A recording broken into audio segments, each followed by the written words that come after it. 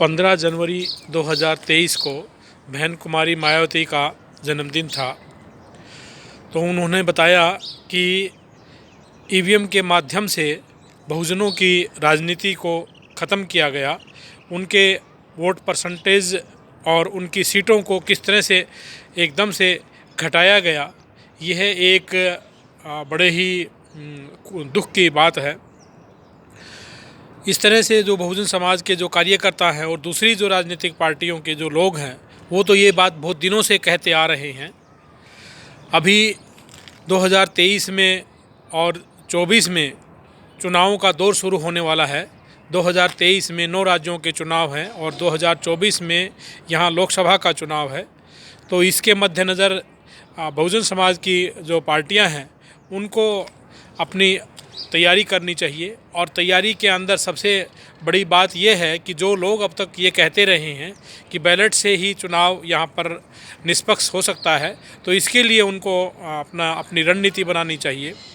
दूसरा, जो backward class के जो लोग हैं उनको भी भागीदारी की जो राजनीति है उसको आगे ला करके उसको मुद्दा बनाना चाहिए कि बैकवर्ड क्लास की जो लोगों की जो जाति की जो जनगणना है वो नहीं हो पा रही है। और सभी जो लोकतांत्रिक लोग हैं उनको इस बात से तकलीफ़ है कि भाई जब आप लोगों की गिनती ही नहीं करते हैं तो उनको अधिकार क्या खाक देंगे।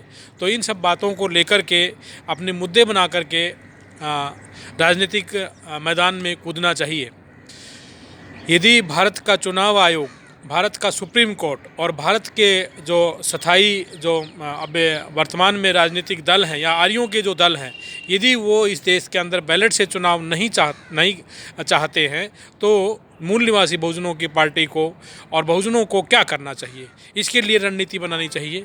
इसके ऊपर मैं अपने सुझाव देना चाहता हूं कि भाई अब जो मनुस्मृति को जलाने का दौर नहीं है, अब ईवीएम को जलाने का वक्त है। ईवीएम के पुतले बना करके उसको जलाएं और जगह जगह पर धरने प्रदर्शन करें और चारों तरफ ईवीएम जो है वो अच्छी तरह से जलनी चाहिए, धुआं हो जानी चाहिए।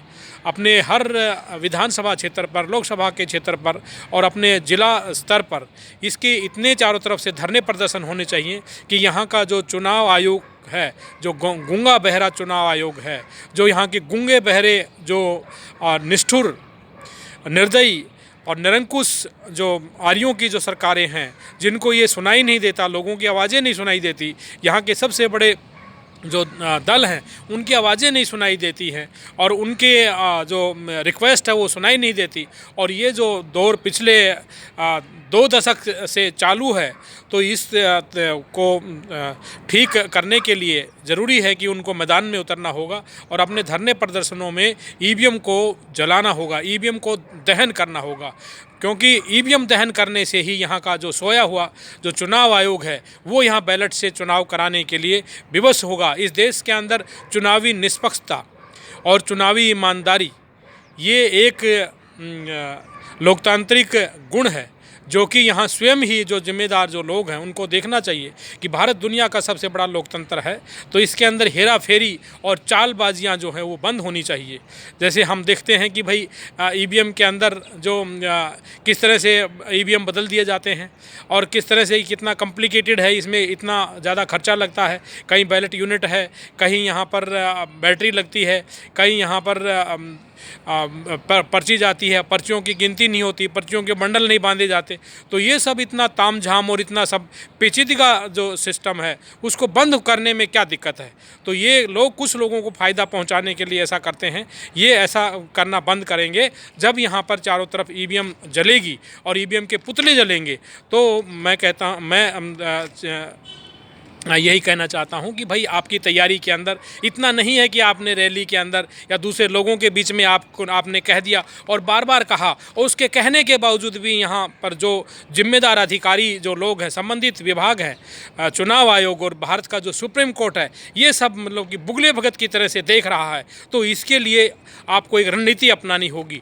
आपका भी एक कर्तव्य पथ है कि आप जो है यहाँ पर ईवीएम की होली जलाएं और चारों तरफ ज़बरदस्त होली जलाएं, अपने अपने कार्यकर्ताओं को ये निर्देश दें कि भाई अनुशासन में रह करके अपना रोष प्रकट करें, ताकि यहाँ का सोया हुआ, बहका हुआ और या गुलाम बनाया हुआ जो चुनाव आयोग है, सुप्रीम कोर्ट है, और जो दूसरे यहाँ के जो गुंडे बदमाश जो लोग हैं, जो वोट की चोरियां करते हैं, हेरा फेरी करते हैं, वो यहाँ पर सीधे हो जाएं और यहाँ पर सबक लें और यहाँ लोकतंत्र बचे।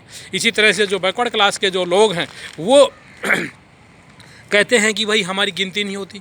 तो भारत का जो प्रधानमंत्री है या जो मुख्यमंत्री जो लोग हैं वो तो उन बापों की तरह से हैं, उन पिताजियों की तरह से हैं जिनको ये नहीं पता कि उनके बच्चे कितने हैं, तो उनके लिए कैसे कपड़े लाएंगे, उनके लिए कैसे मकान बनाएंगे, उनके लिए क्या बंदोबस्त करेंगे। जब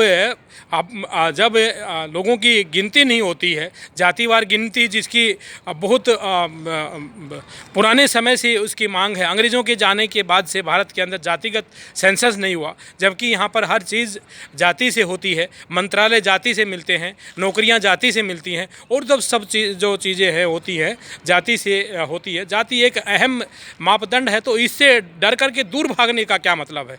अब तो 2021 की तो गणना ही नहीं हो रही है, तो बैकवर्ड क्लास के जो पार्टियाँ हैं, बैकवर्ड क्लास के लोग हैं, और उसके साथ में मूल निवासी बहुजन समाज के लोगों को मिल करके यहाँ पर जो आर्य जो लोग हैं, मिडिल एज से आए हुए, यहाँ पर जो तरह तरह की पार्टियाँ बना करके, चाहे अरविंद केजरीवाल की पार्टी हो, जो आम आदमी पार्टी है, कांग्रेस की पार्टी हो, बीजेपी हो, सीपीएम हो, सीपीआई, ये सब लोग ये इस विषय पर बोलेंगे नहीं।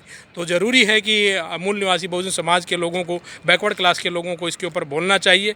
और यदि इनका कोई मीडिया नहीं है, बहुजनों का मीडिया नहीं है, तो इनके पास में अपने वाहन हैं, इनके पास में जो अपने चौपहिया वाहन है, उनके ऊपर इन मुद्दों को लिखें कि ईवीएम का दहन करें। दूसरा, अपने देश के अंदर जातिगत जनगणना हो, ताकि यहाँ पर सबको उनके अनुपातिक जो भागीदारी है वो दी जा सके। भागीदारी का जो विषय है वो सबसे बड़ा विषय है, और यहाँ महिलाओं का प्रतिनिधित्व तो नहीं है और जल्दी से होना भी वाला नहीं है, क्योंकि महिलाएं जो है राजनीतिक रूप से सक्रिय नहीं हैं। यहाँ पर महिलाओं के बारे में कहा जाता है कि महिलाएं टिकाऊ नहीं हैं, महिलाएं बिकाऊ हैं, महिलाएं जिताऊ नहीं हैं। तो ये सब उनके खिलाफ में षड्यंत्र रचा गया है, और इसीलिए जो पार्टियां कहती थी कि 33% देंगे, वो आज 0% की बात जो महिलाओं के लिए कर रही हैं, और महिलाओं को वो जो लोकल बॉडी तक उनको सीमित रख रही हैं, उनको विधानसभा और लोकसभा में देना नहीं चाहते। और ये आर्य जो लोग हैं, जो यहाँ भगवान देवता के नाम से और हिंद के नाम से वो केवल यहाँ पर जयकारे लगाते हैं कि भारत माता की जय हो, और भारत माताओं को ये आरक्षण नहीं देते हैं। चाहे पाकिस्तान देता हो, चीन देता हो, इंग्लैंड देता हो, जापान देता हो, दुनिया के सभी जो विकसित और सभ्य देश हैं वो सब महिलाओं का मान सम्मान करते हैं, लेकिन भारत राजनीतिक रूप से और दूसरे रूपों से महिलाओं का शोषण करता है, महिलाओं को नहीं देता है। तो मूल निवासी बहुजन समाज के जो विषय होने चाहिए वो यहाँ यह बैलेट से चुनाव है, दूसरा यहाँ भागीदारी की राजनीति है, तीसरा यहाँ पर सभी लोगों को अनुपातिक हिस्सा है, वर्तमान आबादी के आधार पर अनुपातिक हिस्सा मिलना चाहिए। जैसे कि जो दुनिया के सभी देशों के अंदर वर्तमान आबादी के हिसाब से विधायक हैं, एमपी हैं और दूसरे जनप्रतिनिधि हैं, तो वहाँ यहाँ की जो लोकसभाएँ 150 किलोमीटर पर हैं, वो लोकसभाएँ यहाँ 10 किलोमीटर पे होंगी, 15 किलोमीटर पे होंगी। तो यहाँ के जो लोग हैं वो जिम्मेदार होंगे और यहाँ जनता का काम होगा। जब यहाँ जनप्रतिनिधित्व कानून के तहत जब यहाँ पर 19 वर्तमान आबादी के आधार पर जहाँ यहाँ पर डिलिमिटेशन होगा, डिलिमिटेशन के आधार पर जब यहाँ पर चीज़ें होंगी, तो यहाँ बहुत सारे डिस्ट्रिक्ट बनेंगे, बहुत सारी विधानसभाएं बनेंगी, बहुत सारी लोकसभाएं बनेंगी, और तो लोगों को जो रोज़गार है वो बहुत बड़े स्तर पर रोज़गार मिलेगा। क्योंकि जब 150 किलोमीटर पर भैया 10 और 15 लोकसभा बनेंगी तो कितने ज़िले बनेंगे। तो इसी तरह से बहुत सारी नौकरियाँ जो हैं, क्लर्कों की नौकरियां, चपरासियों की नौकरियां, यहाँ पर अधिकारियों की नौकरियां, ग्रुप 2 की नौकरी, और ये बहुत सारी नौकरियां निकलेंगी। तो इसके लिए ये काम ज़रूरी है कि भागीदारी की राजनीति और ईवीएम दहन और यहाँ पर जो जनगणना है वो कराना, ये मूल निवासी बहुजनों के, बैकवर्ड क्लास के लोगों के और देश के अंदर जो लोकतांत्रिक लोग हैं उनके ये मुद्दे होंगे। और इन सब बातों को ध्यान में रखते हुए हम सबको आगे कार्य करना है, और यह काम जल्दी ही करना है। 2023 का चुनाव, 2024 का जो चुनाव है उसकी तैयारी को मद्देनज़र रख करके ये काम करना है। सबको जय भीम, जय भारत, नमो बुद्धाय, खुदा हाफिज़। मैं डॉक्टर आर के चमार, बौद्ध सोशल एक्टिविस्ट, दिल्ली।